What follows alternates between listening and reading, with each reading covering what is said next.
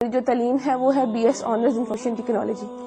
میں پیدائشی قادیانی تھی اور الحمدللہ 1 سال پہلے اللہ تعالیٰ نے مجھے ہدایت دی اور میں نے اسلام قبول کر لیا اور الحمدللہ میں مسلمان ہوں۔ ہمارے خاندان میں جو قادیانیت ہے وہ میرے دادا جو ہیں ان کی وجہ سے آئی۔ میرے دادا ابو لوگ 2 بھائی تھے، فتح محمد اور حسین محمد۔ وہ ہندوستان کے ضلع امرتسر کے رہنے والے تھے، وہاں سے وہ لوگ ہجرت کر کے پاکستان آئے اور پاکستان آنے کے بعد انہوں نے فیصل آباد کا جو علاقہ ہے چھوٹا لٹھیاں والا، یہاں پہ رہائش اختیار کر لی اور یہاں پہ انہوں نے قادیانیت قبول کی اور اس کے بعد قادیانیت کی جو تبلیغ تھی اس کو کرنا شروع کر دیا۔ تو میرے والد کی جو شادی ہے وہ 61 چک بیدیاں والا میں ہوئی اور جو میری والدہ تھی وہ بھی پیدائشی قادیانی تھی اور وہ بھی اپنے اس گاؤں میں یعنی کہ 61 چک میں وہ بھی قادیانیت کی جو تبلیغ تھی وہ کیا کرتی تھی۔ شادی کے بعد بھی انہوں نے ایسا ہی کیا کہ قادیانیت کی تبلیغ کرنا شروع کر دی اور ایسی پرورش جو ہے انہوں نے میری بہنوں کی کی۔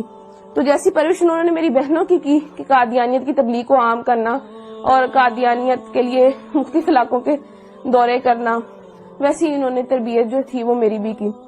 تو میرے والد صاحب جو ہیں ان کے پاس جو قادیانیوں کی جماعت کا جو ایک چندہ لینے کا عہدہ ہوتا ہے، چندہ تحریک جدید، اس کا جو چندہ تھا وہ لیتے ہوتے تھے، اس کے سیکٹری تھے، یعنی تحریک جدید کا چندہ اکٹھا کرنے کے سیکٹری تھے۔ اور میرے جو تایا ابو تھے وہ جو وقف جدید جو تھے چندہ اس کو اکٹھا کرتے تھے، یعنی کہ سیکٹری وقف جدید تھے۔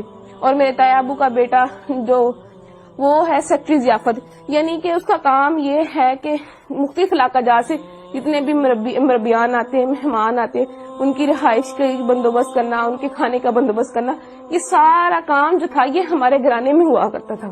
اور اس کے علاوہ جو میری بہن تھی وہ بھی سیکٹری مال تھی، ایک میری بہن سیکٹری ناصرات بھی رہی، ایک میری بہن سیکٹری تعلیم بھی رہی اور ایک وقت میں میرے پاس بھی سیکٹری تعلیم تربیت کا عہدہ تھا۔ اس کے بعد پڑھائی کی وجہ سے وہ میں نے عہدہ چھوڑ دیا اور میں نے ان کے اسکول میں پڑھانا شروع کر دیا اور میں نے ان کے اسکول میں تقریباً 2 سال جو ہے ملازمت کی۔ فیصل آباد میں ان کی بہترین ڈبیٹر تھی، فیصل آباد کی طرف سے سلیکٹیولی یعنی کہ پورے فیصل آباد کو ریپرزینٹ کرنے کے لیے میں ایک دفعہ چناب نگر گئی تقریری مقابلے میں۔ وہاں وہ جو مقابلہ تھا اس میں میری دوسری پوزیشن آئی اور اس مقابلے کے بعد ان کے یہاں ایسا ہوتا ہے کہ مقابلے کے بعد جو ہے سوال و جواب کا پروگرام رکھا جاتا ہے۔ اس سوال و جواب کے پروگرام میں میں نے ان کا جو خلیفہ ہے، موجودہ خلیفہ مرزا مسرور، اس کی بہن جو تھی اس سے میں نے سوال کیا کہ مرزا قادیانی جو ہے اس نے اپنی کتاب میں لکھا ہے کہ میں نے خواب میں دیکھا کہ قرآن کریم میں قادیان کا نام استعمال ہوا ہے، یعنی قرآن کریم میں قادیان کا لفظ آیا ہے۔ تو میرا آپ سے یہ سوال ہے کہ مجھے دکھایا جائے کہ قرآن کریم میں کہاں قادیان کا لفظ استعمال ہوا ہے۔ تو یہ میرا جو سوال تھا وہ پرچی پہ لکھ کے میں نے اس کو بھیجا۔ تو جب اس سوال کی باری آئی تو اس نے جب سوال کھولا تو اس کے پاس سوال کا جواب نہ تھا اور وہ پوچھنے لگے کہ کس نے یہ سوال جو ہے کیا ہے۔ اس کے بعد ایک اور لڑکی نے سوال کیا تو مرزا مسرور کی بہن کے پاس اس کا بھی جواب کوئی نہ تھا۔ تو ان کی ہٹ درمی دیکھ لیں کہ بجائے یہ ماننے کے کہ اس لڑکی کو یا مجھے یہ کہہ دیتی کہ میرے پاس اس سوال کا جواب نہیں ہے، میں بعد میں آپ کو کنسلٹ کر کے پڑھ کے ریڈ کر کے میں آپ کو اس کا جواب دے دوں گی، کہنے لگی، آگے سے لڑنا شروع ہو گئی۔ ایک ان کی قادیانیوں کی اتنی بہت بڑی مبلغہ بن کے آگے سے لڑنا شروع ہو گئی کہ اگر تمہیں زیادہ پتا ہے تو تم میری کرسی پہ آ جاؤ، تم آ کے لوگوں کو سمجھانا شروع کر دو، ایسے ہے ویسے ہے۔ تو اس وقت ساتھ میری جو بڑی بہن، میں نے ان کو بتایا، میں نے کہا دیکھ لیں یہ جو سوال ہے کہ قادیان کا لفظ قرآن کریم میں کہاں استعمال ہوا ہے یہ میں نے لکھ کے بھیجا ہے، ان کے پاس اس سوال کا جواب نہیں ہے۔ تو میری بہن حیران ہو گئی اور مجھ سے پوچھنے لگی کیا واقعی میں ایسا ہے؟ میں نے اس کو بتایا جی بالکل ایسا ہے۔ اس کے بعد میں نے اس کو اور بھی سوال پوچھے، اپنی بہن سے پوچھے۔ میں نے کہا جب میں یونیورسٹی میں پڑھتی ہوں تو لڑکیاں مجھ سے سوال کرتی ہیں، ان میں سے کچھ سوال میں نے ان کو بتایا۔ میں نے ان کو کہا میرا غلام احمد قادیانی، اس نے اپنی کتاب میں لکھا ہے ہم مکہ میں مریں گے یا مدینہ میں، اور حالانکہ مرزا صاحب کی جو وفات ہے وہ تو لاہور میں ہوئی تھی اور ان کو دفنایا قادیان میں گیا۔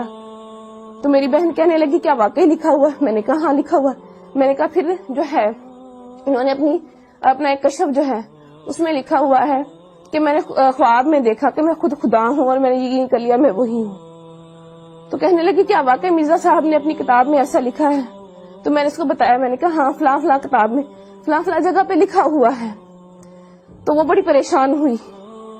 پھر اس کے بعد جب میں واپس گاؤں آئی, میں نے اپنے گھر والوں سے آ کے بھی اس کا تذکرہ کیا. رات کو بیٹھے ہوئے تھے, میرے والد صاحب بھی بیٹھے تھے, میں نے اپنے والد صاحب سے بھی تذکرہ کیا. میں نے کہا ابو ایسے ایسے وہاں پہ جو بھی ہوا میں نے ان کو بتایا. تو میرے ابو پوچھنے لگے کیا واقعی لکھا ہوا ہے.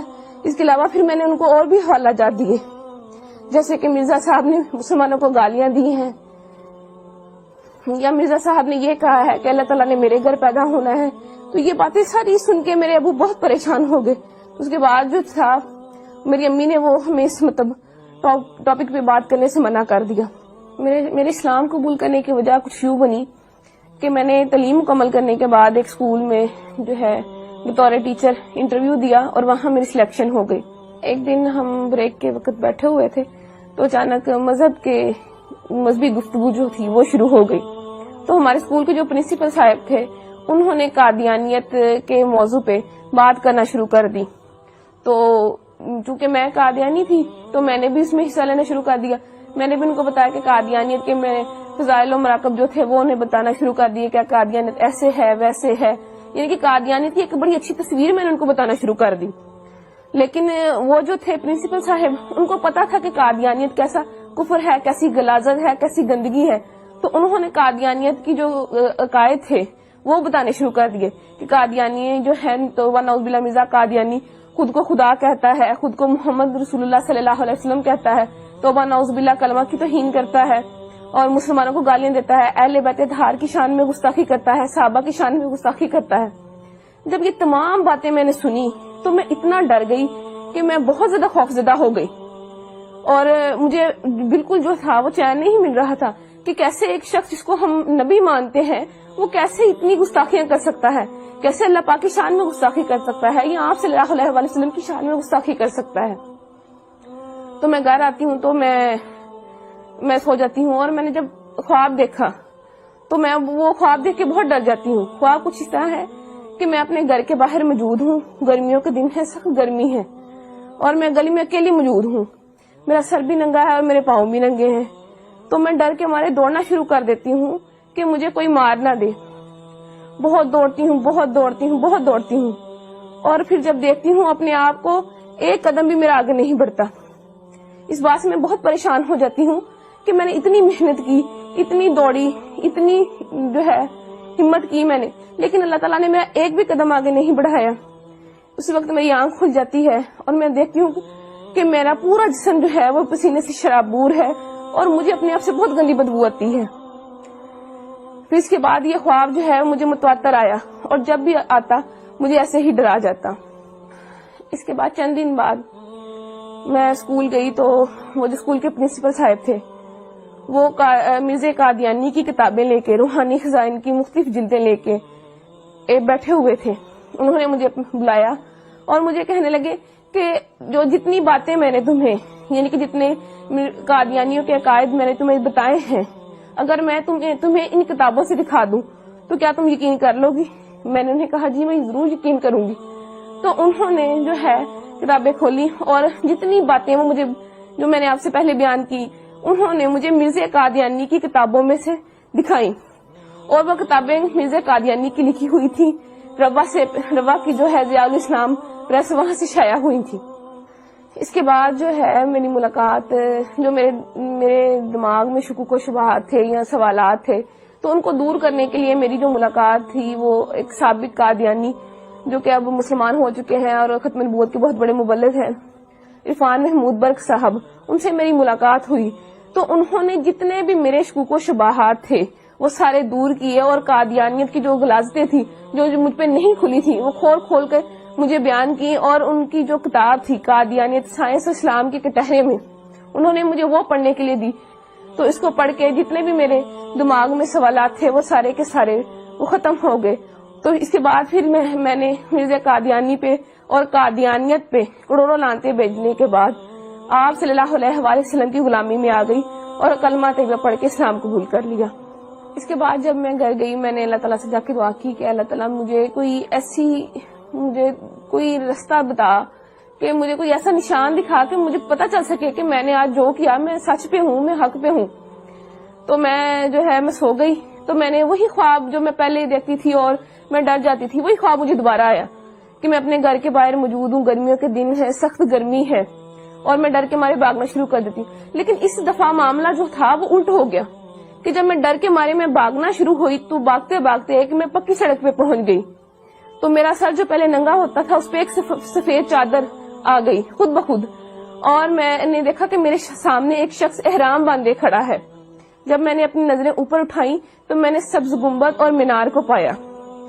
تو اس کے بعد میری آنکھ کھل جاتی ہے اور مجھے اپنے آپ سے جو جہاں پہلے پسینے کی بدبو آتی تھی، اب مجھے اپنے آپ سے اتنی اچھی خوشبو آنے